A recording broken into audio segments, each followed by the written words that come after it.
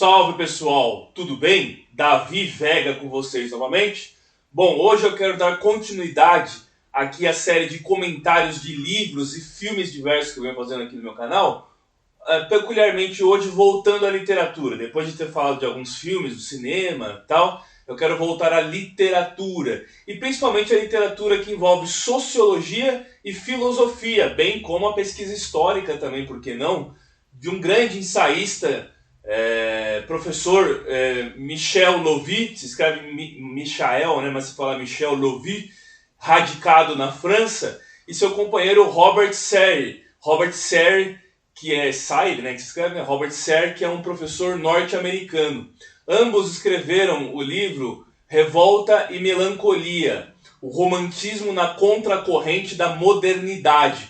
Um livro onde eles vão analisar sobre as diferentes tendências do romantismo e defender que a esquerda, ou o socialismo, ou o próprio marxismo, embora sejam partem muito da crítica ao romantismo, é o romantismo também que está presente nos ideais revolucionários. E aí você tem o romantismo de esquerda e o romantismo conservador de direita. Já vamos falar sobre essas multiplicidades de tendências dentro do romantismo. Mas para continuar, eu gostaria de avisar que esse canal aqui, o canal Davi Vega, ele é patrocinado pelo sebo Só Pepitas. É um sebo de excelência, onde dois amigos meus têm um projeto de pegar livros raros nos sebos de São Paulo, e eles vão minerando no sebo de São Paulo, por isso chama Pepitas, né? Eles encontram verdadeiras pepitas lá e disponibilizam para a venda no na sua página do Instagram.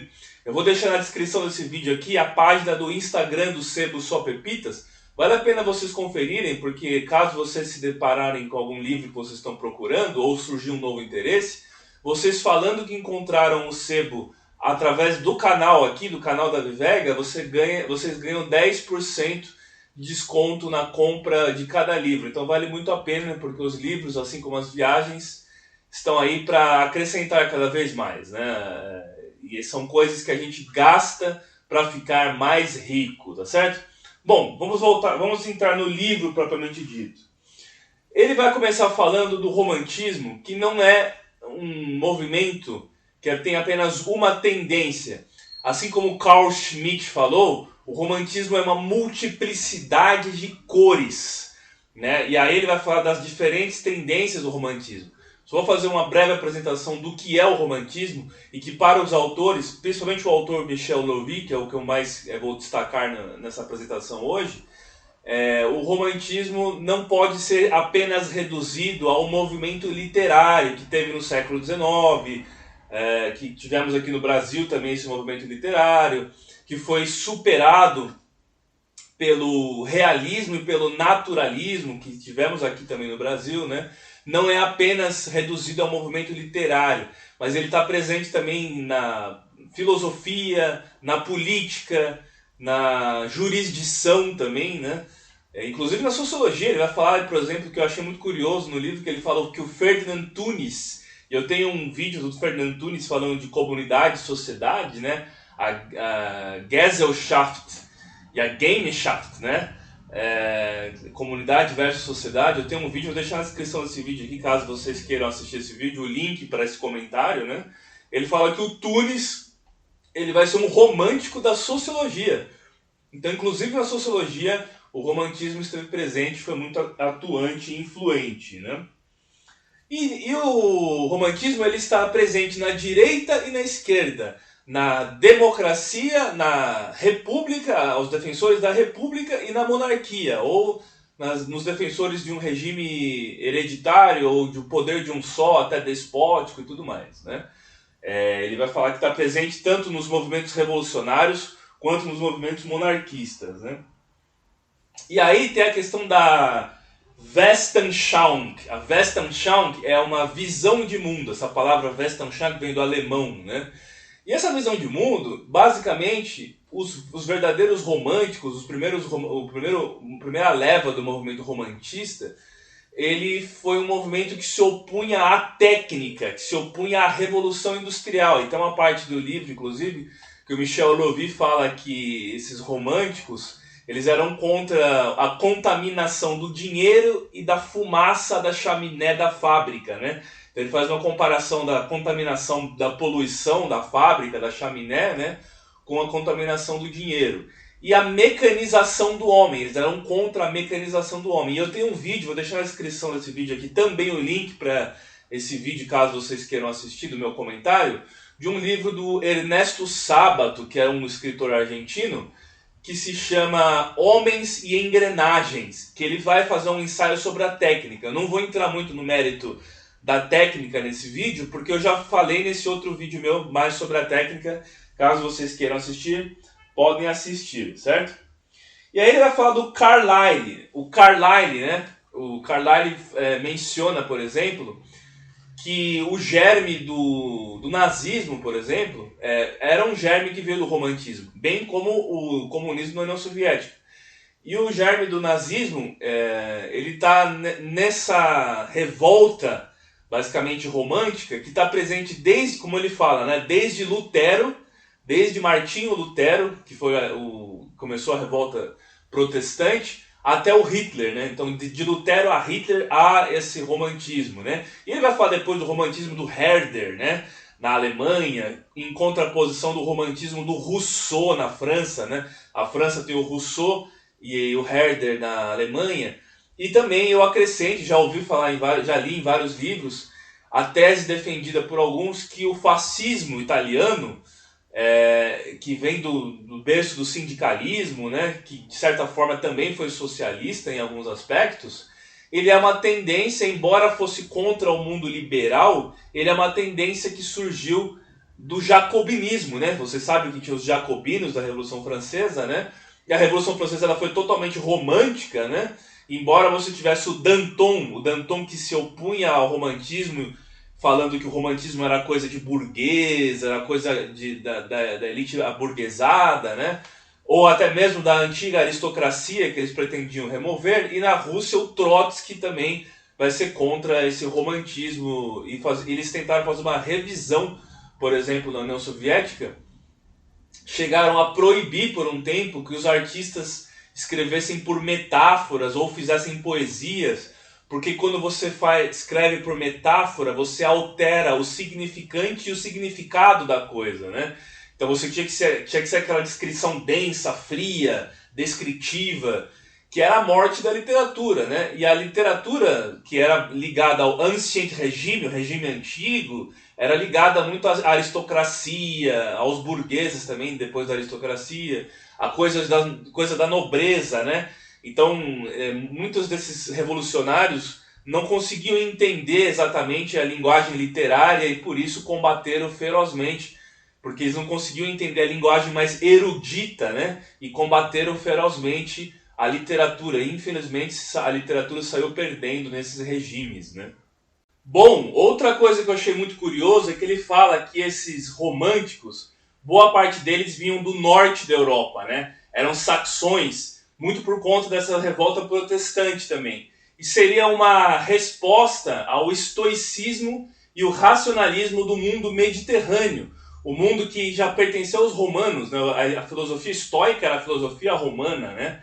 E esses grupos, esses países mais do sul da Europa, do Mediterrâneo, Espanha, sul da França, Itália, né? A própria Grécia, seriam países muito céticos. O ceticismo teria surgido, e aí eu lembro até do Sérgio Buarque de Holanda, falando do mundo do Império Português, que os portugueses eram muito céticos, até mais que os espanhóis, que tinham ideias de Eldorado, ideias mais de uma América mais grandiosa, tinha um projeto idealista muito maior da América, né? Mas os portugueses eram muito mais céticos. Então ele vai falar que esse romantismo é um romantismo muito propício dos países do norte da Europa, né?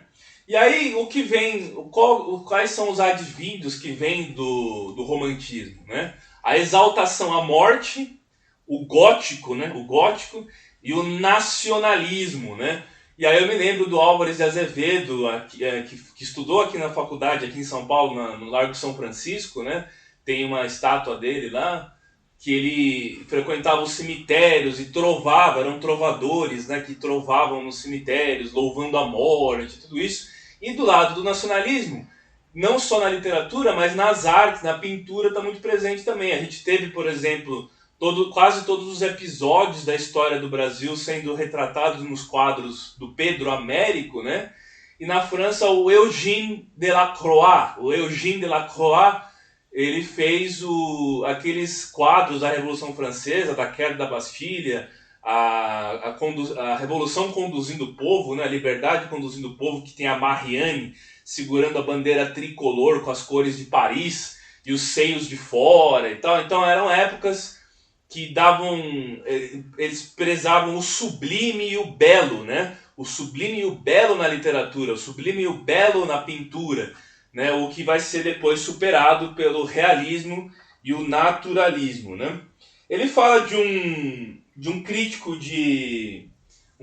literário de viés marxista, que é o Christopher Caldwell. O Christopher Caldwell, que morreu na frente de Jarama, né? Na frente de Jarama na Guerra Civil Espanhola. Ele lutou na Guerra Civil Espanhola e acabou sendo abatido na guerra. Mas antes ele deixou vários trabalhos defendendo uma corrente marxista que estava totalmente imbricada com os ideais românticos. E o Michel Louvi e o professor Serre, mas principalmente o Michel Louvi, que eu já vi várias entrevistas dele, inclusive na Boitempo, vários livros dele foram lançados pela editora Boitempo e tal, ele vai ser um grande defensor do romantismo na esquerda, né? Que é algo que geralmente é muito raro, porque o próprio marxismo ele surge como uma crítica ao mundo romântico, o mundo burguês, como eu disse, do mundo que fala por metáforas, do mundo literário, né, que seria coisas da burguesia, coisas da aristocracia, da elite, né? E outro motivo da esquerda também não gostar muito do romantismo é que o romantismo teria produzido individualismo, né? Está totalmente ligado ao individualismo, né? E eles prezavam por uma construção coletiva. Ele está ligado totalmente ao Estado moderno, né? Os Estados-nação foram no contexto do romantismo, tanto que os últimos foi a Alemanha do Bismarck e a Itália unificada pelo Garibaldi, que tiveram movimentos totalmente românticos, né? que lutaram pela unificação dos países, né? E ele vai falar do Estado weberiano. O Weber falava do desencantamento do mundo e das pessoas modernas que não calculavam mais pelo viés romântico, mas seguiam pela lógica e pelo cálculo. E esse desencantamento do mundo ele foi a base do iluminismo, que foi um movimento que veio do protestantismo. Por isso que tem aquele livro, né, do Espírito do Capitalismo, né, do Weber, por exemplo. Então ele vai falar que o romantismo vai se opor às luzes, né, vai se opor ao iluminismo por conta dessa ideia do desencantamento do mundo. E o romantismo conservador, o romantismo de direita, ele vai estar ligado a um passado mítico da Idade Média, a tentativa de volta à comunidade, né? A Gemeinschaft, que os alemães falam, né? E essa volta utópica, né? De voltar para a comunidade, que basicamente é impossível, uma vez que o mundo já foi alterado pelo mundo da Revolução burguesa, pelo mundo do racionalismo, racional legal e tudo mais, seria muito difícil uma volta a esse passado. Aí ele fala, por exemplo, que era o Rousseau romântico na França e o Herder romântico na Alemanha, né? E na França tinha o signo da civilização, era um país que era dotado do processo civilizatório. E na Alemanha era o processo do Kultur, que era o processo ligado à cultura. E quem escreve sobre isso também, eu tenho um livro aqui, que quem sabe um dia eu faço um vídeo, é do processo civilizador, do Norbert Elias. Ele que vai falar desse processo de cultura, de folk, o folclórico. Na Alemanha está mais ligado à questão popular, folclórica, e a França já numa cultura mais elevada, né? Uma cultura civilizacional mais elevada, né? Bom, aí ele fala uma outra citação do Carl Schmitt, dentre tantas, que fala das várias cores do romantismo. Eu peguei aqui de uma palestra do professor Vladimir Safatli um trecho que ele fala que eu achei brilhante. Por exemplo, César é o senhor da gramática.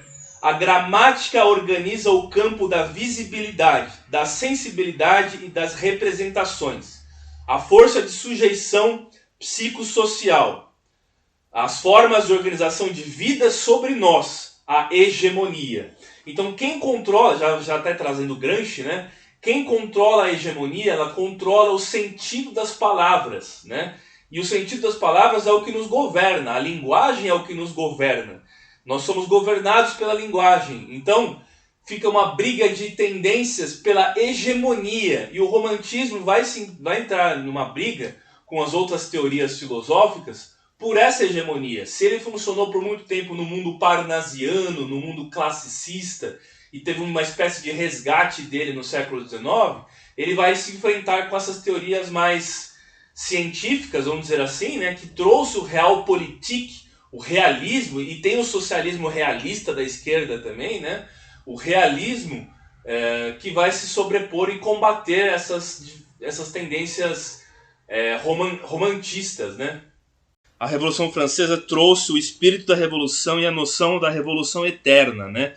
Ela foi racional no sentido das ideias iluministas, mas alguns autores defendem que ela teria sido a base do irracionalismo, né? Os românticos eles eram contra a Revolução Industrial, mas muitos deles vinham desse novo modelo da Revolução Francesa, né? Aí ele fala, por exemplo, que o realismo seria muito mais capitalista que o socialismo. Ele diz que é iluminado pela luz da revolta e pela estrela da melancolia. Daí vem o título do livro, Revolta e Melancolia, né? Que seria então iluminado pela luz da revolta e a estrela da melancolia. Ele vai falar também de um fato curioso do antissemitismo, né? Que o antissemitismo também é um processo que está ligado muito ao ancient regime, né? Ao regime antigo e tal.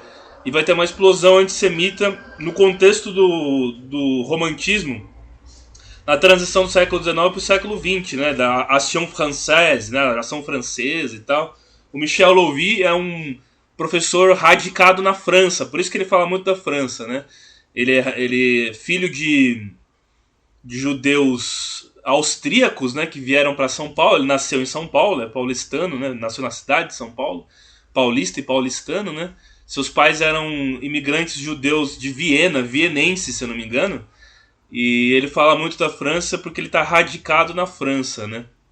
Bom, ele usa o exemplo do Karl Maynein, né? Karl Maynein, que foi um escritor que defendeu o marxismo romântico, né? A visão romântica do marxismo, né?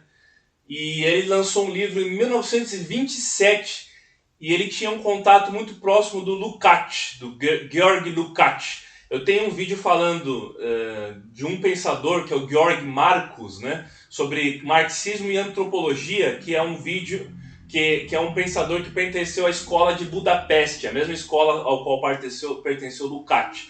Vou deixar na descrição desse vídeo aqui o link para esse comentário, caso vocês queiram ver. É muito legal essa ideia da antropologia, ela sempre foi muito resistente, e o marxismo resistente à antropologia, com muita crítica.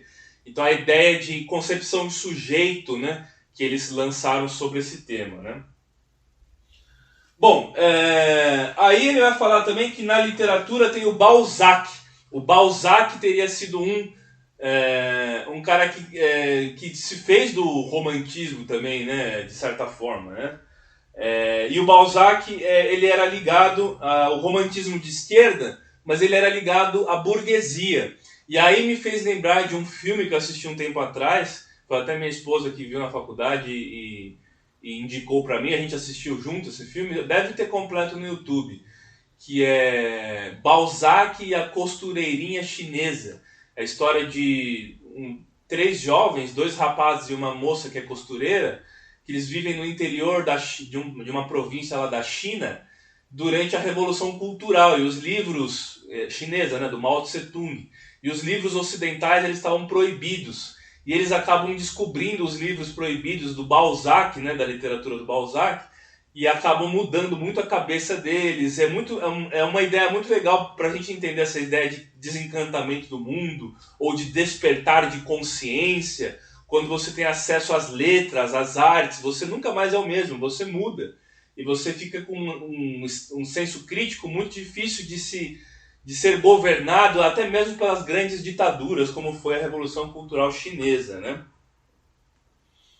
Bom, e aí ele fala que é uma construção coletiva, o Michel Louvi defende a construção coletiva do romantismo, que seria o contrário da ideia individualista. Por isso que ele defende um romantismo mais marxista. Mais para o final do livro ele vai falar do marxismo em relação marxismo romântico, né, do romantismo da revolução. A contra-revolução ela se faz de elementos e reformistas também, né? Se faz de elementos romantistas, mas a revolução também tem que ser romântica na visão do Louvi. Né? Não é a ideia de você se opor à arte, à literatura, porque elas alimentam e fazem parte do processo revolucionário também. Né? Bom, e aí o Michel Louvi e o professor Serre, se não me engano também, mas principalmente o Michel Louvi, ele vai ser muito influenciado pelo Walter Benjamin, que foi um frankfurtiano, né, que morreu quando estava fugindo dos nazistas, se não me engano na Espanha, ele acabou falecendo na Espanha, né, fugindo lá do nazismo. E o Walter Benjamin foi um grande defensor do romantismo também, dessa ideia mais romântica, contrariando e se contrapondo às tendências maiores da esquerda, que é justamente ser crítico ao romantismo, né? E ele vai falar, por exemplo, que nas outras ciências humanas, como na história, né, não só na sociologia, mas na história, que é do todo à parte, né, o contrário que é da parte ao todo da sociologia, a história que se faz do dedutivismo, eles não reconhecem ou permitem o viés romântico como estruturas mentais para a história. Né? A história não reconhece, através do método romântico, para se chegar em estruturas mentais. E o academicismo, e essa é uma das minhas maiores críticas à academia, é que ela não permite um trabalho mais ensaístico, ou até no viés jornalístico, investigativo, que foge um pouco à descrição densa e fria, né? Que é como se a ciência só fosse feita com descrições densas e frias, mas que a literatura também, e a filosofia também contribui para se fazer ciência. Né? Essa é a minha opinião. E aí outras tendências depois do romantismo na literatura surgiram, né? O realismo, como por exemplo aqui no Brasil o realismo do Machado de Assis, né? O naturalismo foi encabeçado muito pelo Aloysio Azevedo aqui no Brasil, né? E no século XX você tinha todas essas tendências se misturando, se fundindo, se mesclando. Ele vai falar do Mark Twain, né? Naquele livro Um Garoto na Corte do Rei Arthur, né? Que é um livro que mistura quase todas essas tendências. E ele vai falar do Ernest Hemingway. Eu tenho um vídeo do Hemingway, podem procurar aqui no canal, falando sobre o Porquê os Sinos Dobram, né? Tem um livro, o Hemingway e o John dos Passos, que eram amigos, depois se romperam os laços de amizade por conta do José Robles, né? Um episódio que aconteceu na Guerra Civil Espanhola, não vem ao caso falar desse episódio agora, mas o John dos Passos e o Ernest Hemingway, eles meio que então mesclam, eles misturam todas essas tendências filosóficas e literárias, né? E um outro escritor que é um socialismo, só que ele faz um socialismo realista, que não é tão literário e romântico, é o Upton Sinclair. Eu tenho um livro dele aqui, The Jungle, né, A Selva, que ele fala dos imigrantes poloneses e irlandeses em Chicago, né, se não me engano, é em Chicago que se passa a história. E ele também fala do petróleo, aquele romance dele, Oil, que virou filme depois e é um romance que fala da exploração de petróleo até, muito inspirado talvez até na Standard Oil and Company dos Rockefeller, né? Talvez ele se inspirou nos Rockefeller para escrever esse romance, essa história, né? E aí ele vai dizer, o livro menciona também no final o maio de 1968, aí fala em Paris, né? Aí fala do movimento hippie, e o movimento hippie defendia muito essa questão romântica de volta à natureza, né? Que é bem russoniana também, né? Do bom selvagem, que a civilização e a civilização corrompia o homem e tal. E aí você tem duas tendências. A tendência romântica que vem do Ancient Regime, do regime antigo ou da Idade Média, e as tendências mais modernas, que seriam as tendências mais realistas e civilizatórias, né? Esse movimento hippie ele foi muito influenciado também pelo transcendentalismo do Ralph Waldo Emerson, né, o Emerson dos Estados Unidos, e do Henry David Thoreau, que escreveu Walden, que se isolou numa cabana lá em Boston, no lago, perto do lago Concord. Tem um vídeo no meu canal falando também. E aí vocês conhecem muito bem essa história dos hippies de maio de 1968, que era a volta à natureza e tudo mais. Então é isso. Eu recomendo veemente esse livro sobre o romantismo na contracorrente da modernidade, do grande Michel Louvi, tá certo? Então é isso, curta, se inscreva, compartilhe, deixa o like para aquela amiga ou amigo que gosta de filosofia e das humanas em geral. Valeu, gente! Grande abraço!